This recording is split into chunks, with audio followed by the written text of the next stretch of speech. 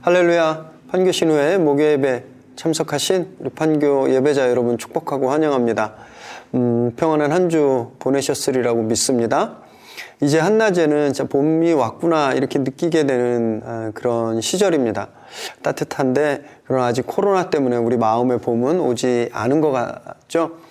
지금 접종이 한창 백신이 지금 한창 접종되고 있는데 정말 빨리 무사히 전 국민이 다 백신을 받아서 코로나가 끝나고 우리 마음에도 봄이 올 수 있도록 그렇게 계속 기도해 주시기 바랍니다. 또한 지난주에도 광고 드렸지만 6월부터 워드 바이 하트 3기가 시작되는데 5월까지 우리 이근성 간사님께 꼭 신청해 주시고 정보는 이 영상 아래 정보를 좀 올려놓겠습니다. 꼭 보시고 신청해 주시기 바랍니다. 우리 함께 찬양하시겠습니다.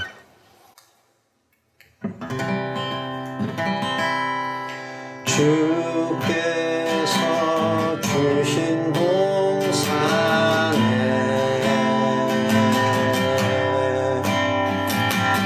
따르며 씨를 뿌리며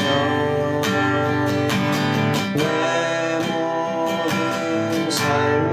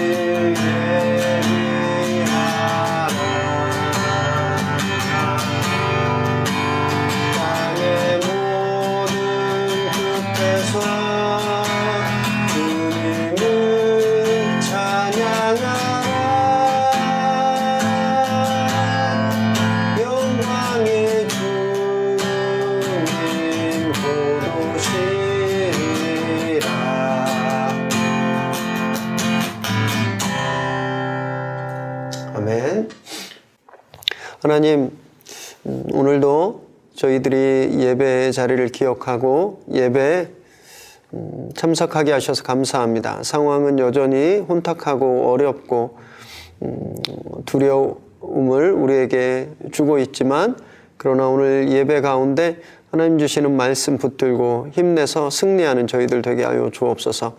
무엇보다 우리가 있는 곳, 우리가 속한 땅에서 하나님의 아들, 딸로 천국 백성으로 예수 그리스도를 나타내며 천국을 넓혀가는 그런 복된 삶을 살게 하여 주옵소서. 예수님의 이름으로 기도드립니다. 아멘. 우리 한번 주님께 감사 영광의 박수 드리겠습니다.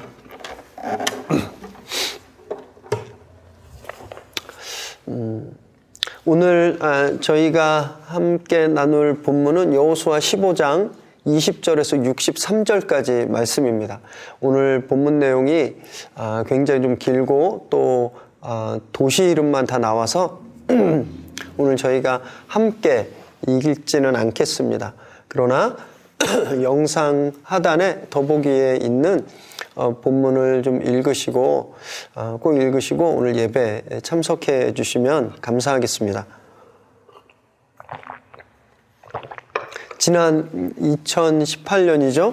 평창 동계올림픽이 있었는데 아마도 이 올림픽이 코로나 이전의 마지막 국제대회가 아니었을까 그렇게 생각됩니다. 그 평창 동계올림픽에서 가장 인기가 많았던 종목은 아무도 그 이견이 없으실 텐데 바로 컬링이었죠. 대한민국 여자 컬링 경기. 영미 이런 유행어를 또 전국적으로 퍼뜨리기도 했었습니다. 그런데 사실요, 일반 사람들은 룰도 잘 몰랐죠. 그리고 관심도 없었습니다. 대회 전 선호도 조사를 했는데 꼴찌했습니다. 이 컬링이. 저도 이게 무슨 운동이야 이렇게 싶고 또 스포츠로 여기지도 않았던 그런 종목이었는데 이 컬링 동계올림픽 평창 동계올림픽을 통해서 이 컬링을 새롭게 보고 또 아주 재밌게 봤던 그런 기억이 있습니다. 원래 컬링은요 16세기 스코틀랜드에서 처음 시작됐습니다. 처음에 그냥 꽁꽁 얼어붙은 호숫가에서 이렇게 돌을 밀치면서 이렇게 돌 쳐내는 그런 경기로 시작됐는데 17세기에 들어오면서 지금 우리가 보는 이렇게 손잡이가 구부러진 그런 돌로 이제 경기를 했고, 그래서 이게 구부러졌다, 손잡이가 구부러졌으니까 그래서 컬링이라는 이름이 붙여지게 되었습니다. 리드, 세컨, 서드, 스킵 이렇게 4명이 한 팀이 돼서 경기를 이루죠. 그리고 양쪽 팀이 번갈아 가면서 앞에 하우스라고 불리는 표적 원 속에 이제 스톤을 밀고 또 쳐내기도 하고 그래서 이제 하는 경기죠. 근데 이때 돌이 굴러갈 때 스위퍼, 이 2명의 스위퍼가 막 스톤의 이동 경로를 따라가면서 막 이제 움직이죠. 빗자루질을 하면서 그 목표 지점에 최대한 가까이 가서 멈춰서도록 하는 그런 일을 합니다. 그리고 마지막에 그 스톤이 얼만큼 가까이 있는가 이 점수 계산을 하는 거죠. 보기에는 애들이 이렇게 장난하는 것처럼 그렇게 보일 수가 있죠. 그런데 이 스톤은요, 위치 선정, 경로, 이런 엄청난 전략적인 사고가 필요하다고 합니다. 그래서 컬링을 얼음 위에 체스다 이렇게 부르고 있다고 해요. 요즘 이제 IT 세대에 맞춰서 더 진화했습니다. 그래서 스톤 속과 손잡이에 전자 센서가 붙어 있어요. 그래서 얼음 바닥에 이제 자석이 숨어 있어서 이 부정 출발과 반칙을 다 잡아낸다고 합니다. 그리고 이 우스워 보이는 돌이 꽤 비싸요. 평창올림픽에 사용됐던 스톤은 개당 125만 원이었다라고 합니다. 운동 같지 않아 보이지만 스위퍼가 2시간 반 정도를 이 스위핑을 해야 되는데 엄청난 체력이 요구된다고 해요. 그리고 아주 치밀한 두뇌 작전과 고도의 팀워크를 그 어떤 경기보다도 필요한 것이 바로 컬링이라는 겁니다. 돌을 놓는 사람, 스위핑하는 사람, 그리고 돌의 진행 방향을 계산하고 지시하는 주장, 이 주장을 스킵이라고 하는데 각자 역할을 최선을 다해서 해야 이 경기를 할 수 있는 거죠. 한 명이라도 그 임무를 실수하거나 놓치면 경기를 망치게 됩니다. 팀워크의 생명이 정말 이 팀워크의 생명이고 그것을 다하기 위해서 각자 맡은 임무에 최선을 다하는 것. 이 모범을 이 아주 그 정수를 우리 한국 여자 컬링 대표팀이 보여주었죠. 그래서 금메달을 획득하고 전 국민을 달고 놓았습니다. 선호도 관심도 꼴찌였다가 일약 스타덤에 오르게 된 거죠. 오늘 본문에서도 이런 팀워크가 나오는데요. 계속해서 이제 유다 지파의 땅 분배를 다루고 있습니다. 갈렙을 시작해서 갈렙의 딸 악사 그리고 사위인 온니엘이 받은 기업을 우리가 지난 시간까지 나눴고요. 오늘은 이제 유다 지파가 받은 땅의 세 번째 마지막 시간입니다. 그 모든 가족들, 집안들이 받은 기업에 대해서 그 땅에 대해서 이제 말씀하고 있어요. 오늘 본문을 놓고 좀 고민했습니다. 이렇게 여러 목사님들이 여호수아서를 설교하시면서 이 땅 분배되는 이 본문을 간략하게 그냥 넘기시기도 하고 또 설교 때 스킵하시기도 하셔서 저도 좀 빼야 되나 이런 생각을 해봤습니다. 그냥 뭐 어떻게 할 게 없었어요. 122개의 도시 이름만 다 들어있습니다. 한 40여절 구절 속에. 그래서 그냥 좀 스킵하고 그 다음 본문으로 갈까 했었는데 마음에 불편함이 있는 거예요. 성경에 불필요한 걸 하나님께서 넣어놓지는 않으셨지 않았을까? 그런 이제 부담감이 있었습니다. 그래서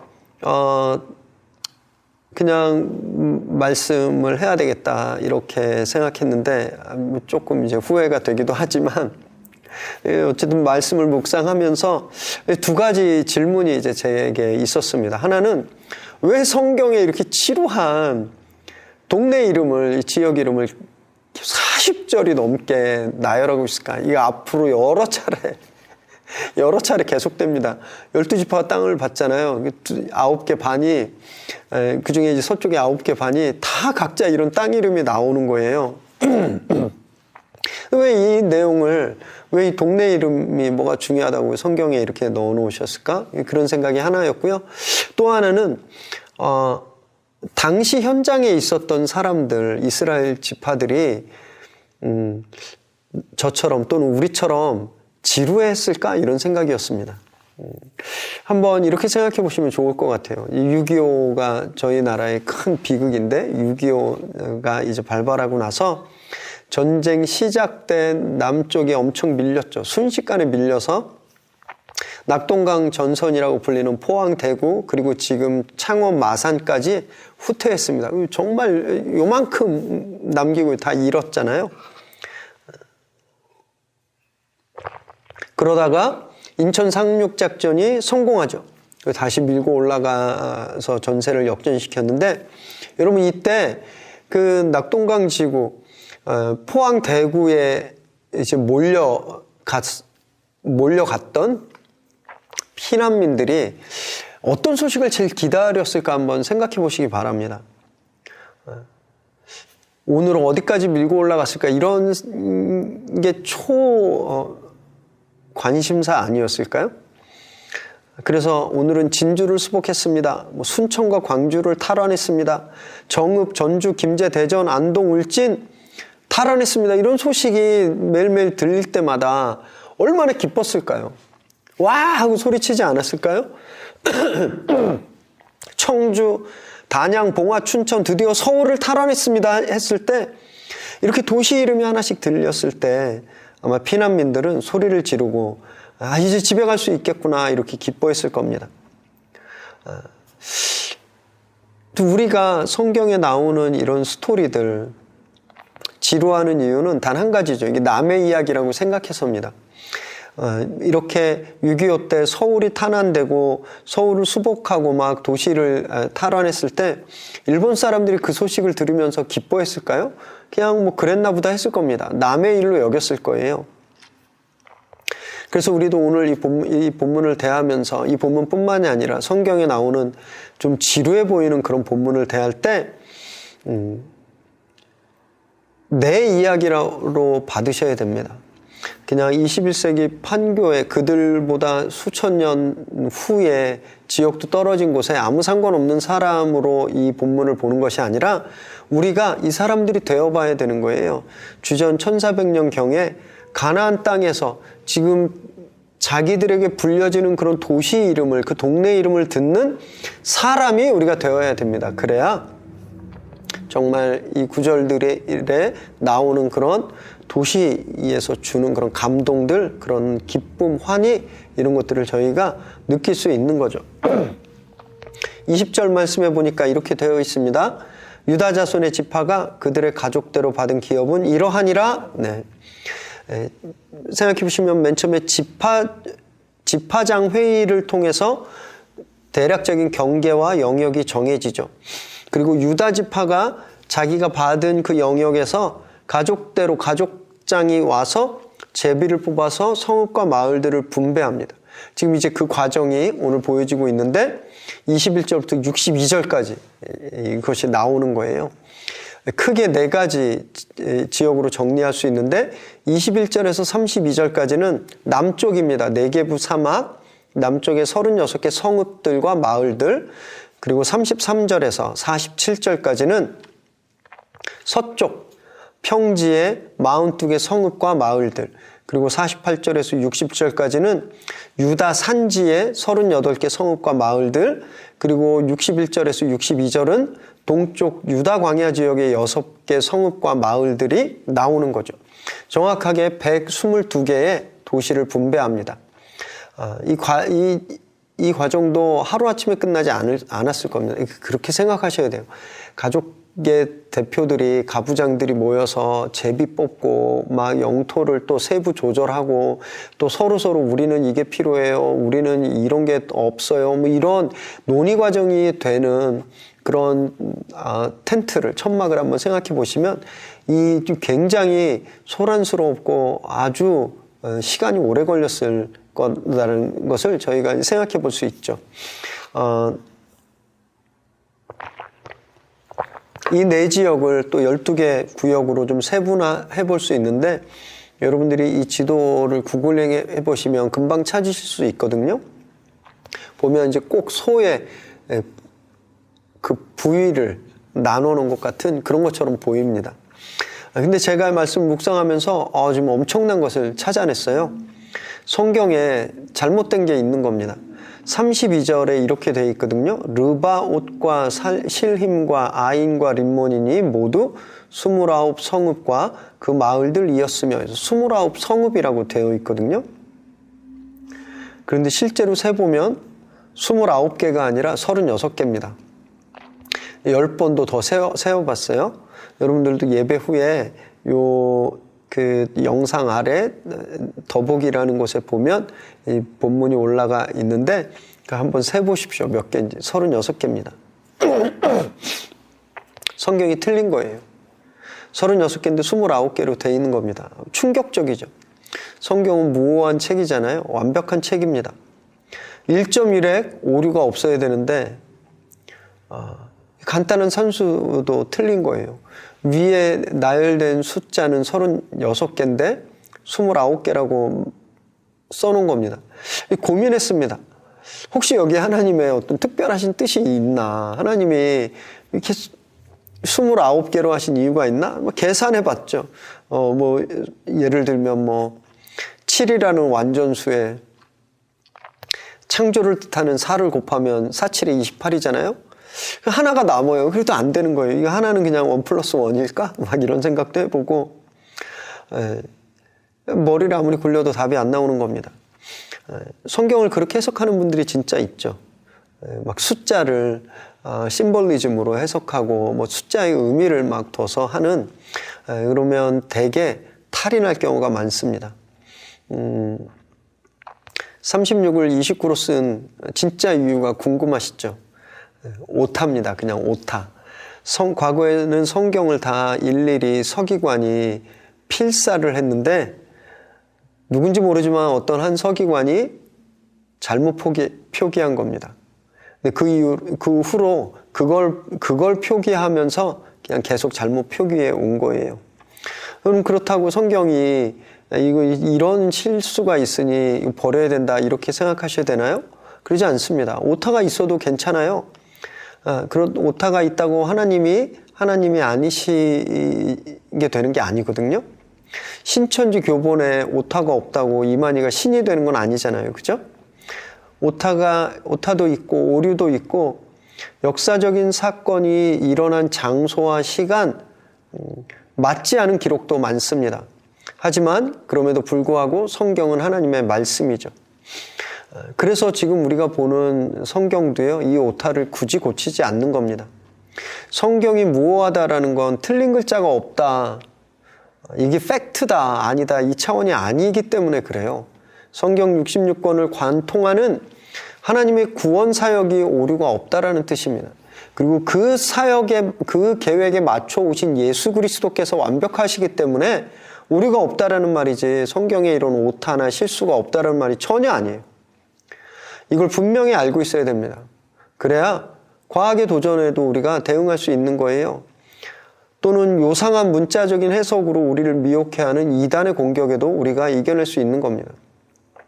저는 판교 신회 예배자들이 이 성경을 보는 올바른 눈을 다 갖추게 되길 바랍니다.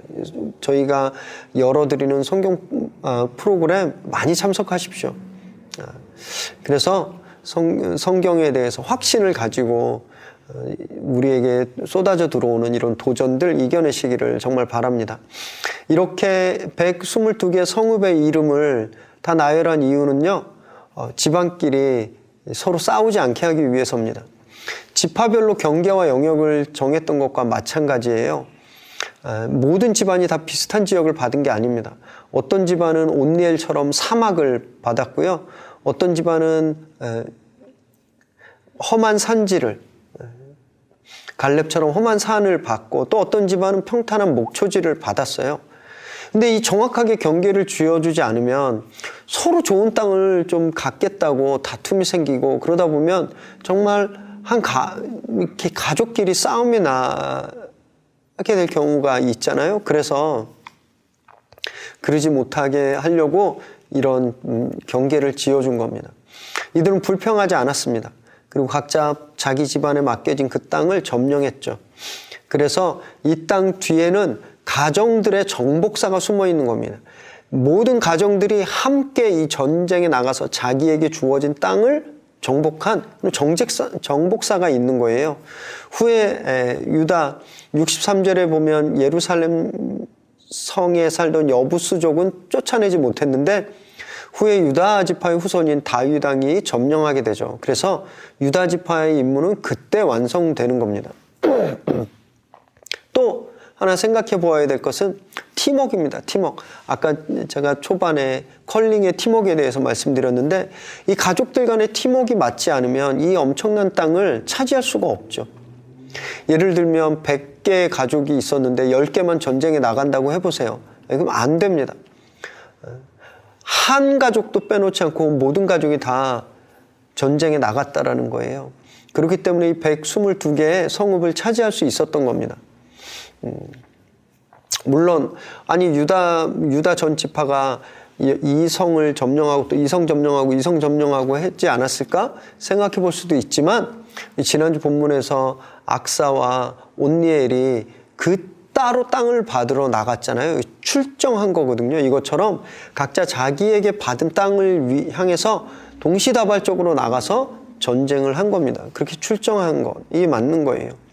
그들이 이렇게 122개의 성에 동시적으로 가서 점령전을 일으키고 정말 열심히 팀워크를 이루어서 자신들의 맡은 바 그 책임을 다했기 때문에 이 넓은 땅을 차지할 수 있었던 겁니다. 아프리카 속담에 이런 말이 있어요. 빨리 가려거든 혼자 가라, 멀리 가려거든 함께 가라. 외나무가 되려거든 혼자 서라, 푸른 숲이 되려거든 함께 서라. 이런 말을 했습니다. 여러분, 공동체는 개인 플레이를 하는 것이 아니라 함께 하는 겁니다. 그런데 함께 한다는 건 함께 하고 내일을 안 한다는 뜻이 아니에요. 각자에게 맡겨진 임무를 최선을 다한다는 건 이것이 공동체의 팀워크를 말하는 거죠. 모든 믿음의 공동체는 이런 팀워크가 필요합니다. 우리 각자에게 주신 하나님의 임무가 있습니다. 그래서 지금 예배에 참여하시는 여러분들이 다 다른 직장에서 일하고 계신 거예요. 우리가 공동체로 예배드리고 우리가 영적으로 한 가족이지만 동시에 우리는 각자 우리에게 맡겨진 땅이 있는 겁니다. 그 도성이 있는 거예요. 우리가 그걸 최대한 점령할 때 우리 공동체가 이 땅을 차지하게 된다는 것이죠. 우리에게 주어진 이 경계, 하나님이 나에게 주신 영역을 정말 소중히 여기시고 다른 땅 넘보지 마시고 그렇게 내 성읍의 경계를 지키고 그 성읍을 점령할 때 이 거룩한 팀워크가 정말 세워지고 성공하게 되는 거죠. 그렇게 우리가 판교를 그렇게 점령해 나가게 되길 바랍니다. 우리 이렇게 한번 영상을 보시면서 따라해 보실까요? 거룩한 팀워크를 이룹시다. 다시 한번 말씀하겠습니다. 거룩한 팀워크를 이룹시다. 네, 그렇게 거룩한 팀워크를 이루는 저와 여러분 되시기 바랍니다. 마지막으로 또 오늘 유다 지파가 받은 땅을 살펴보면요, 결코 쉬운 지역이 아니었습니다. 갈렙이 가장 험한 곳을 달라고 했던 것처럼 유다 지파는 가장 험한 곳을 받았어요.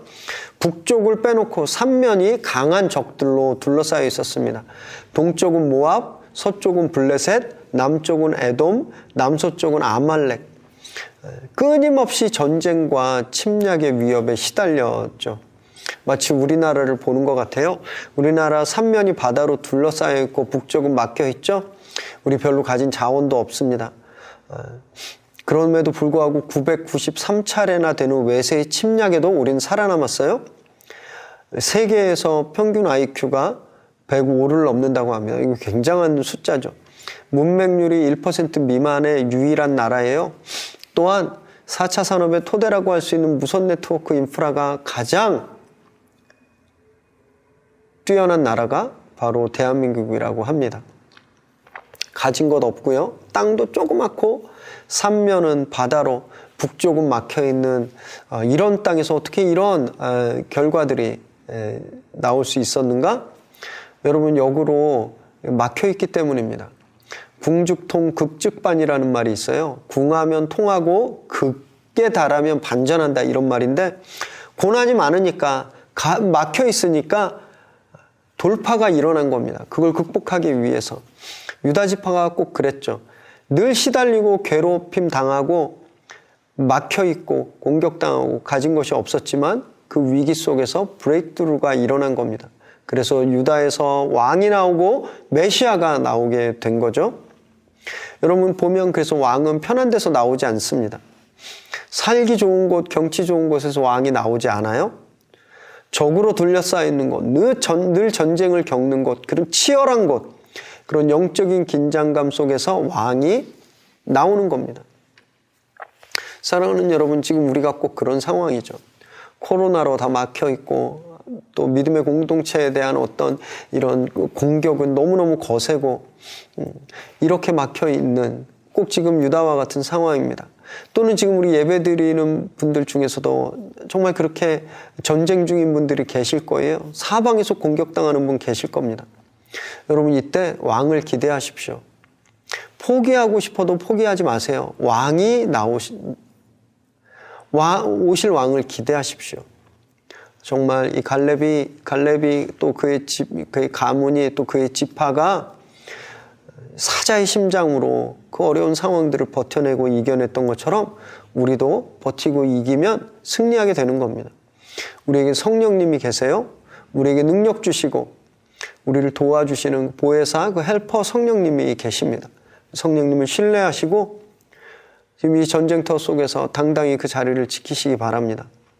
척박한 땅에서 왕이 태어났듯이 이 고난 가운데 하나님께서 우리를 꽃피우게 하실 거다, 이런 믿음을 굳게 가지시기 바랍니다. 오늘 우리 예배자들 계신 곳에서 하나님께서 그렇게 역사하실 줄 믿습니다. 성령께서 주시는 거룩한 역전을 경험하고 또 우리 삶 가운데 주시는 위대한 일들을 다 누리는 저와 여러분 되시기를 주님의 이름으로 축원합니다. 기도하겠습니다. 하나님, 감사합니다. 사방이 막혀 있고 참 너무너무 어려운 상황 가운데 포기하고 도망가고 싶은 때가 한두 번이 아니지만 오늘 말씀을 통해서 유다가 받은 그 척박한 땅, 그러나 그들이 팀웍을 이루고 열심히 그 땅을 점령해서 결국 그 지파에서 왕이 나오고 메시아가 오셨음을 보며 주님, 우리도 이 어려운 순간들을 잘 이겨내고 견디겠습니다. 성령님, 우리에게 힘 주시고 용기 주셔서 이 상황들을 이겨내는 저희들 되게 하여 주옵소서. 그래서 우리 삶 가운데 왕이신 예수 그리스도께서 드러나시고 왕이 주신 귀한 승리를 날마다 얻는 저희 판교 예배자들 되게 하여 주옵소서. 이제는 우리 주 예수 그리스도의 은혜와 하나님의 끝없는 사랑하심과 성령의 인도하시며 역사하심의 은혜가 어려운 상황 가운데서 왕의 행차를 기다리며 주님께서 우리에게 하실 일을 기다리며 인내하고 또 최선을 다하기로 결단하는, 그래서 우리 삶 가운데 정말 성령께서 내시는 위대한 일들, 거룩한 역전들이 날마다 베풀어지게 되길 소망하는 이 시간 예배하는 우리 귀한 성도들, 우리 귀한 판교 예배자들 머리머리 위에 그들의 가정과 일터와 또 자녀들 위해 지금으로부터 영원토록 함께 하시기를 간절히 축원하옵나이다. 아멘. 주님께 감사 영광의 박수 드리겠습니다. 네, 한 주간 평안하시고 안전하시기를 기도하겠습니다. 축복합니다.